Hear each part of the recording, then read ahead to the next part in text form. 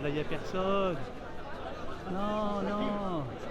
Attends, ça va revenir, putain merde.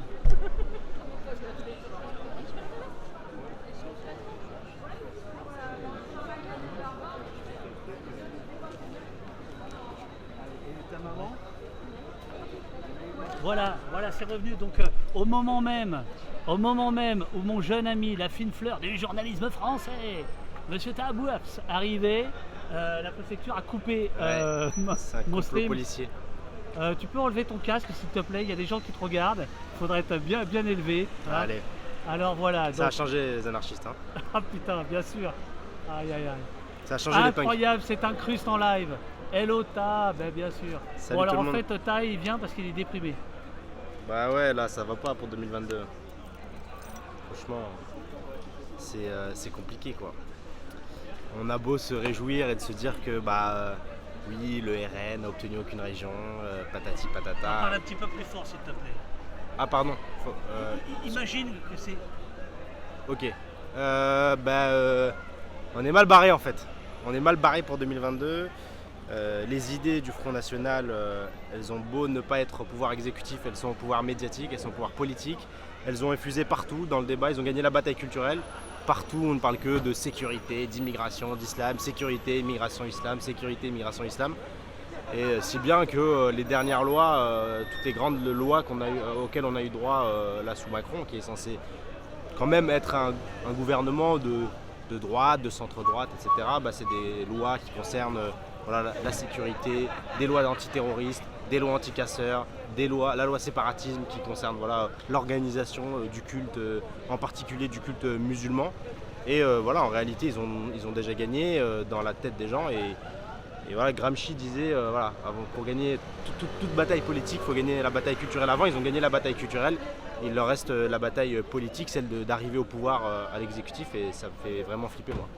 Ça me fait vraiment flipper parce que là, on sent qu'il y a quelque chose quand même qui comparé aux années d'avant, a bougé, a changé. Il y a des digues qui ont sauté. Il y a des gens, moi j'en rencontre de plus en plus de gens qui vont me dire, moi s'il y a Macron-Le Pen, je voterai pas, je ferai pas barrage en fait. Je ferai pas barrage. Et puis il y a ce nouveau phénomène aussi qui est celui de dire, en fait, si barrage il y a, il sera barrage contre la gauche. Et là on l'a vu pendant la régionale, ce truc se mettre en place avec des gens pseudo de gauche, etc. Personne ici n'aura l'outrecuidance d'affirmer que Manuel Valls et les gens du printemps républicain sont de gauche, mais quand même dire il faut faire un front républicain contre le danger de l'ultra-gauche, c'est quand même nouveau. Et puis tous ces gens qui disent Raphaël Enthoven qui dit s'il y a Mélenchon-Le Pen, moi je voterai Le Pen. Est-ce que vous accordez pas trop d'importance à Valls, à Enthoven et tout ça? Non, en fait c'est pas eux que j'accorde d'importance, mais en fait eux ils représentent quelque chose. Ils représentent un peu le ventre mou, les classes moyennes un petit peu réac, mais en même temps un peu hypocrite parce qu'ils se revendiquent de cet universalisme, etc.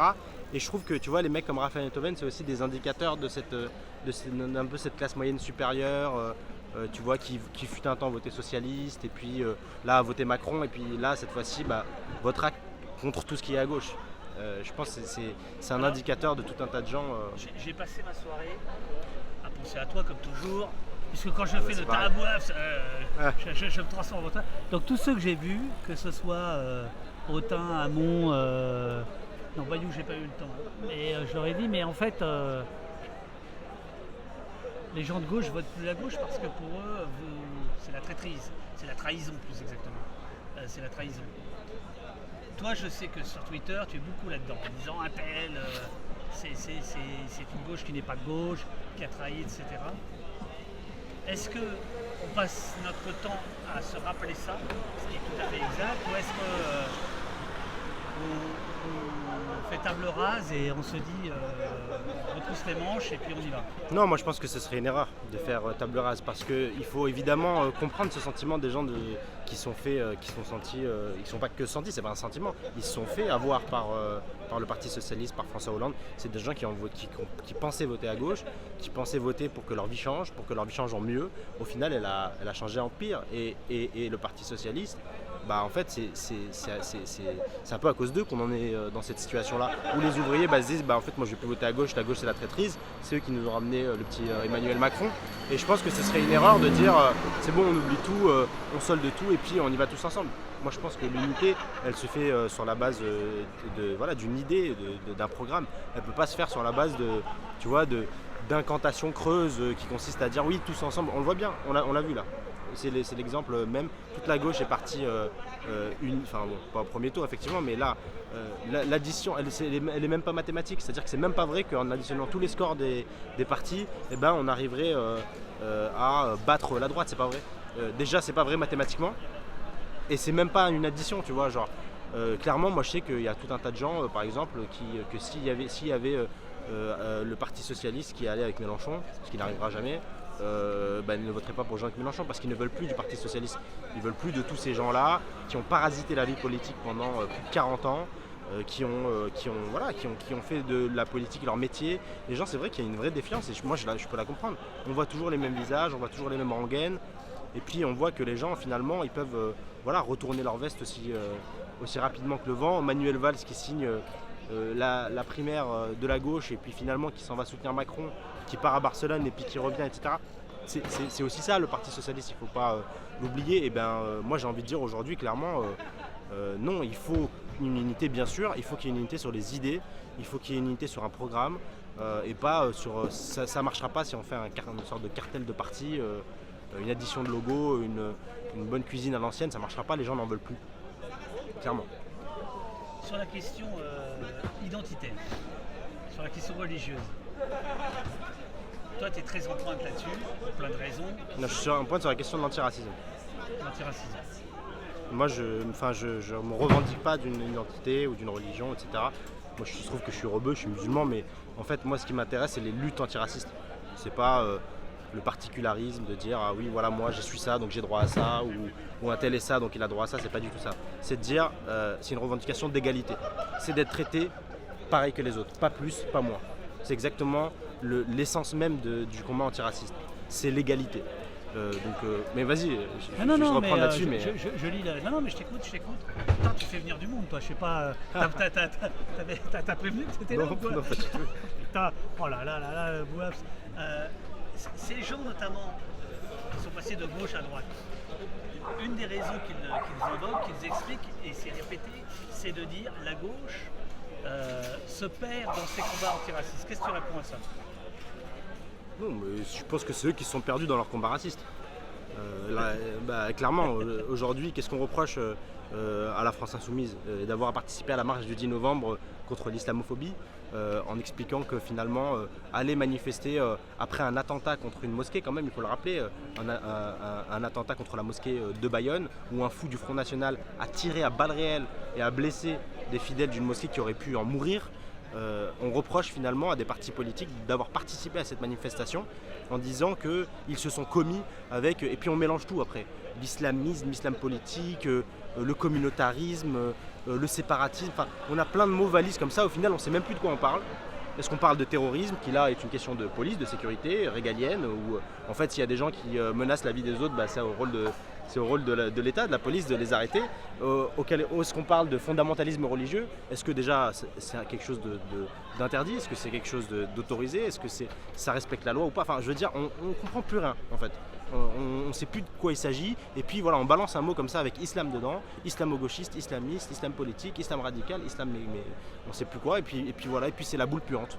Et puis comme à l'époque judéo-bolchevique, et puis en fait, dès lors qu'on va défendre les compatriotes musulmans qui sont particulièrement ciblés aujourd'hui en France, notamment dans la sphère médiatique, quand on voit tous les Éric Zemmour, tous les gens qui sont invités sans cesse sur les plateaux, qui nous expliquent que les musulmans ceci, les musulmans cela, etc.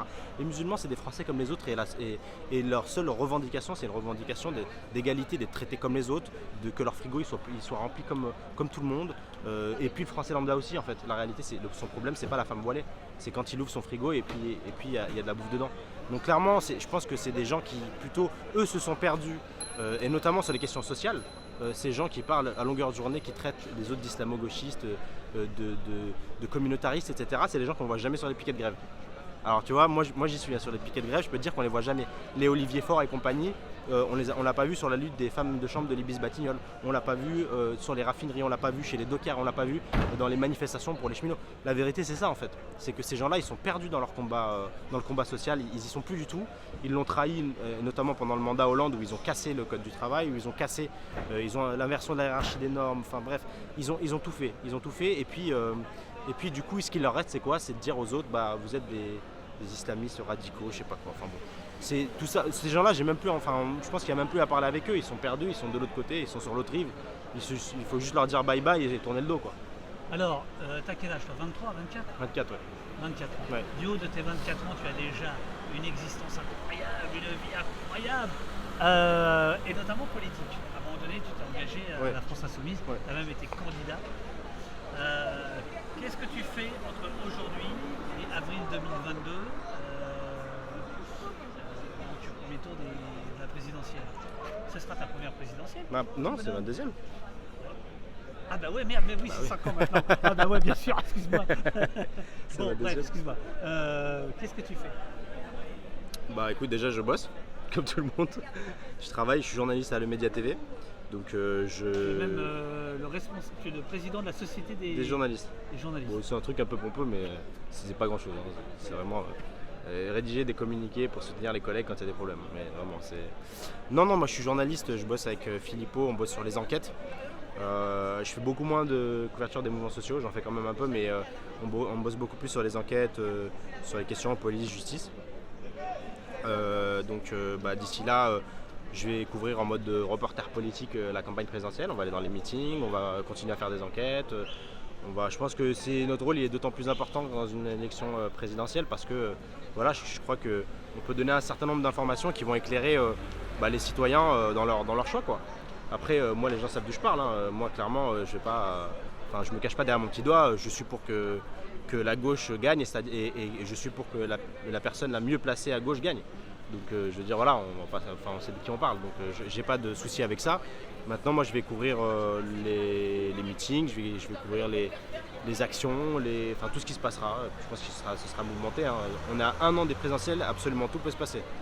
Je me souviens, moi, en 2016, personne n'aurait prédit que François Hollande ne se représente pas, que la droite se fasse écrabouiller comme ça et que déjà avec Nicolas Sarkozy perde la primaire, que Fillon, on lui sorte une affaire comme ça et qu'il soit complètement écrabouillé, que Mélenchon double son score, que Macron se présente et qu'il sorte de nulle part et qu'il fasse sensation.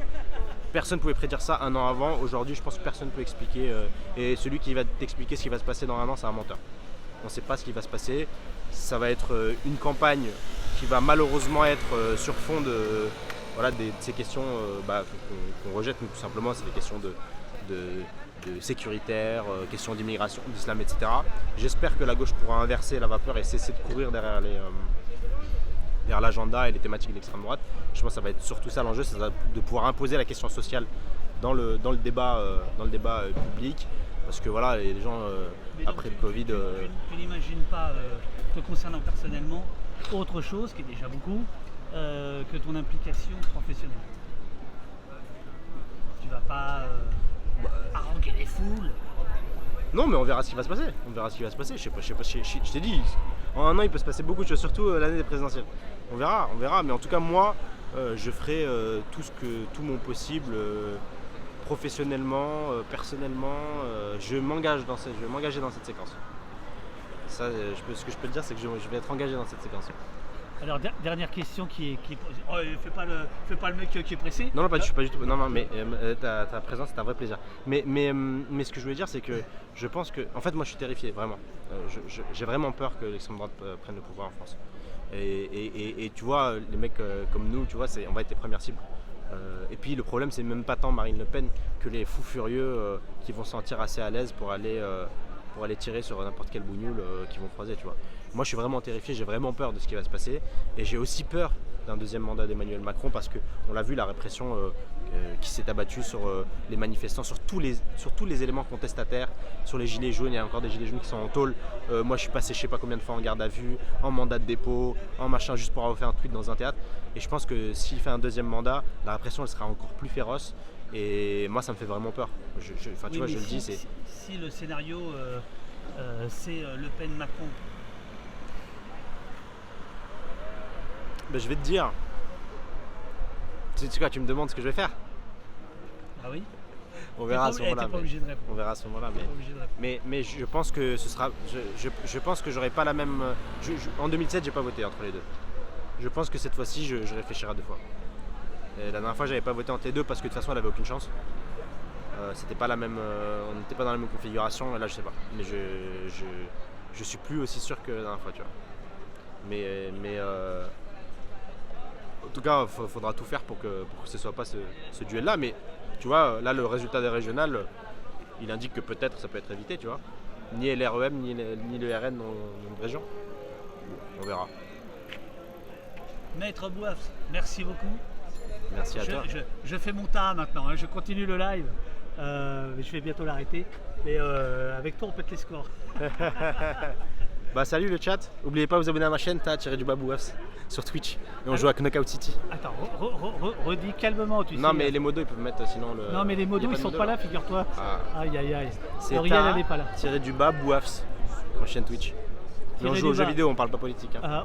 On voit le mec du PC. Underscore. Ok.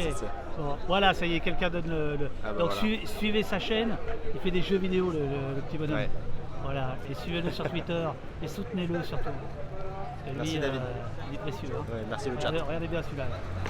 Il est précieux. Bon allez. Ouais, à toutes. Ciao, à tout à l'heure.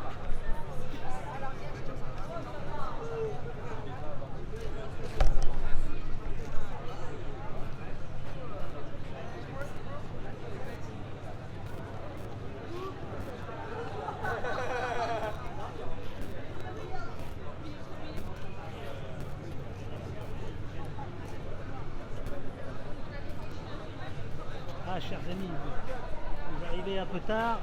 On allait terminer. Nous sommes en direct du bar Hangar, qui est un bar privatisé pour la soirée par les gens des Verts. Donc on a passé toute la soirée avec leur soutien, avec Julien Bayou, Clémentine Autain et ainsi de suite. Voilà, et puis là j'interviewe les quelques badauds qui sont là. On a eu Bouddha, on a rencontré Bouddha, figurez-vous. Bouddha qui est DJ en réalité, ça, les livres d'histoire de l'ensemble de bras. On vient de rencontrer Taha, Bouaf qui est là et qui est venu quand il a su qu'on était là. Se remonter le moral parce qu'il a un peu le blues. Merci beaucoup à tous ceux qui sont là. Ah, Eurial est de retour, fantastique Eurial. Eurial, tu as raté plein de choses. On a eu une longue conversation avec Benoît Hamon. On a eu aussi une petite conversation avec Julien Bayou. Faudra qu'on retrouve ça, qu'on fasse un petit best-of peut-être de la soirée. Je ferai peut-être ça demain. Voilà. Ça serait bien qu'on montre ça demain matin à 9h. Comment on va faire Et là, je vois que nous sommes victimes d'un raid amical. Merci à tous les raiders. Ouais, interview très décontracte avec Hamon. Ceux qui ont regardé, vous pouvez peut-être résumer. Mais Hamon qui a parlé de nécessité d'utiliser le premier tour. Voilà, qui a aussi beaucoup parlé d'éducation. Qui a dit qu'entre Covid et Blanquer, il ne fallait pas se tromper, c'était Blanquer qui avait le plus détruit l'éducation. Voilà. N'hésitez pas à nous suivre. Au poste, en règle générale, c'est plutôt une émission le lundi matin et le jeudi sur les libertés publiques, les libertés fondamentales, sur la police, son rôle, sa nature, ses moyens, ses doctrines. Et puis de plus en plus des lives comme celui-là. Voilà. Ah bah je vois que Jessie est là aussi. Alors je remets dans l'autre.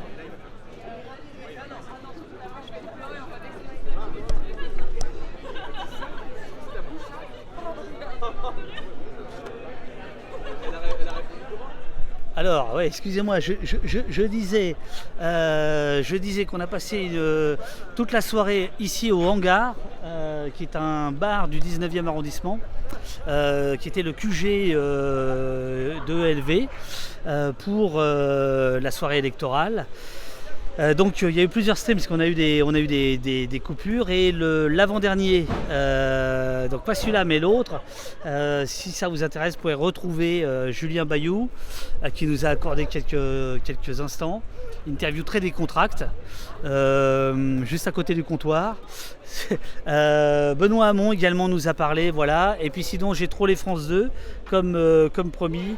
Donc a priori c'est sur Twitter. Des gens ont mis la photo. Par ailleurs, qu'est-ce que je voulais vous dire?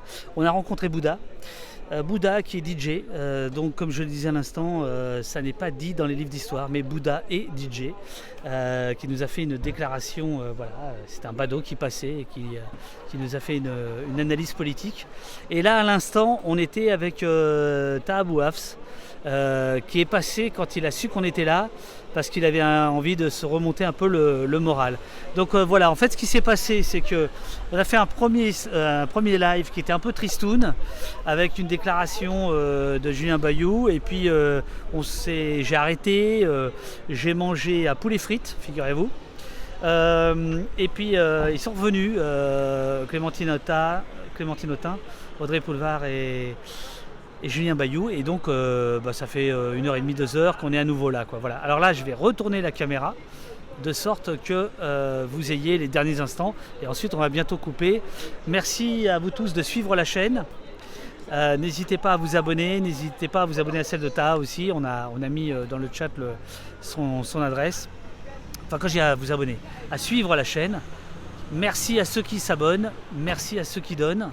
On en est à la 50e en 2 mois de poste. Voilà, vous pouvez voir, pour ceux qui découvrent, les émissions précédentes qu'on a pu faire avec Plenel, avec des policiers lanceurs d'alerte, etc., etc. Bon allez, je vous montre une dernière fois où on en est, en gare, et on se salue, on se retrouve demain matin à 9h.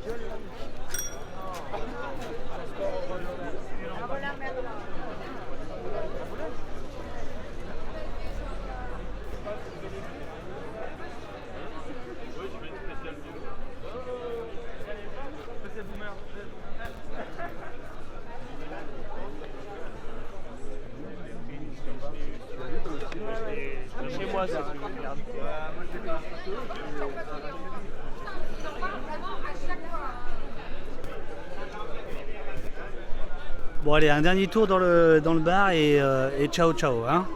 Parce que si on veut montrer des extraits demain, il va falloir faire du montage tout à l'heure. Allez. Hop, petit masque.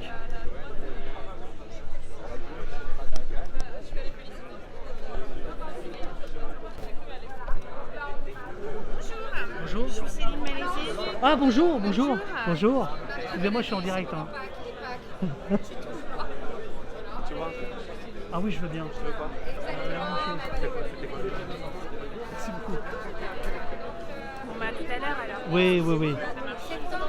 Voilà, je dis au revoir à ceux qui suivent, les vaillants qui suivent encore. Merci beaucoup.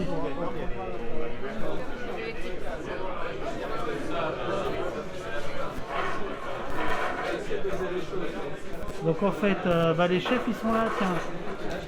Là vous les voyez tous.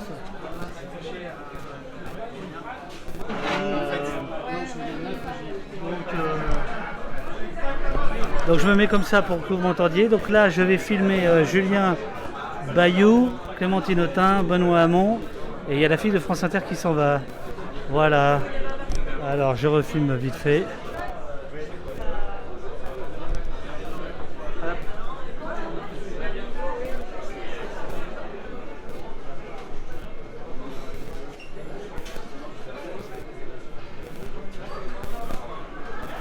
Voilà. Dernier tour.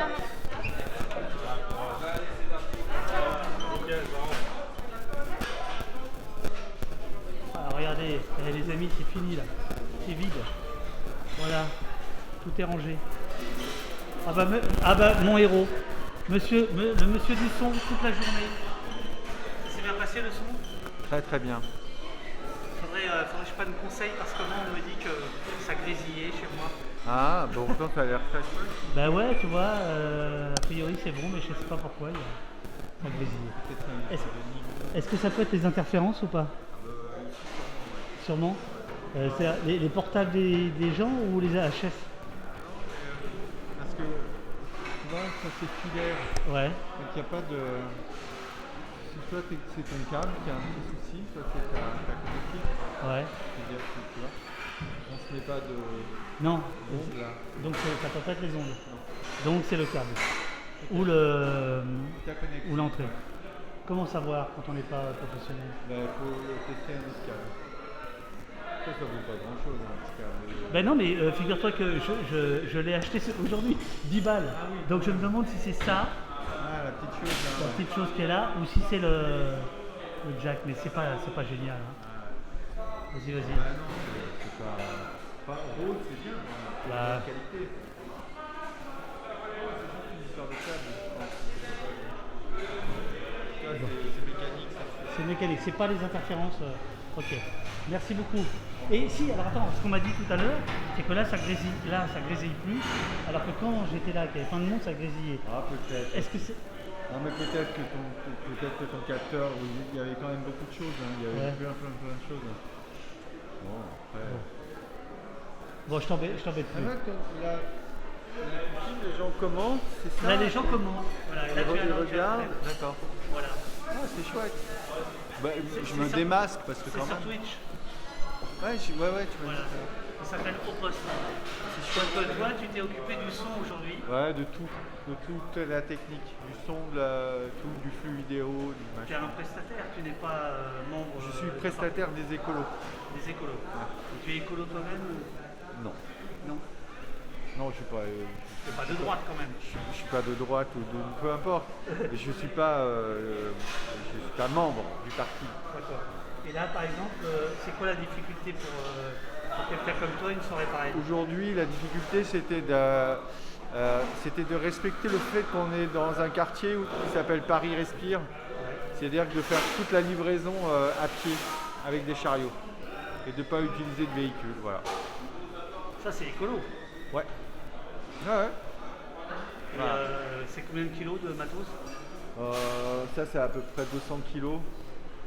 Ça fait une vingtaine de kilos. Plus les pupitres et tout, regarde, tu vois.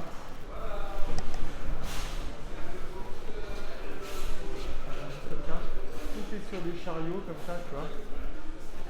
Tout est sur des chariots. D'accord. Et après, on roule tout. Et après, tu roules tout. On Ok. roule tout, voilà. Ouais. Bon, en tout cas, merci de ta Eh ben, gentillesse je t'en prie, ben, toute moi, la soirée. Merci, merci.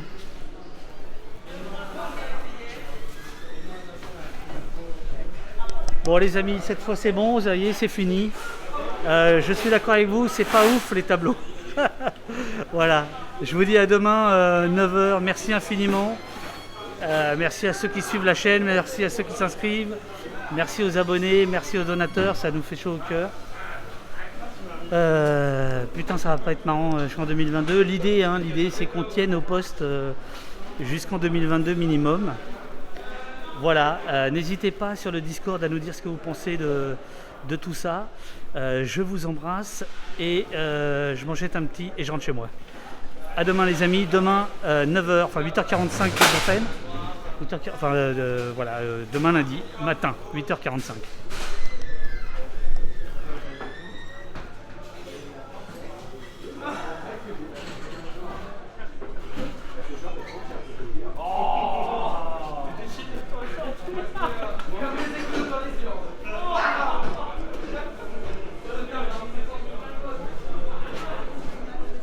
Oh, c'est gentil. Merci. Je termine mon live et c'est bon.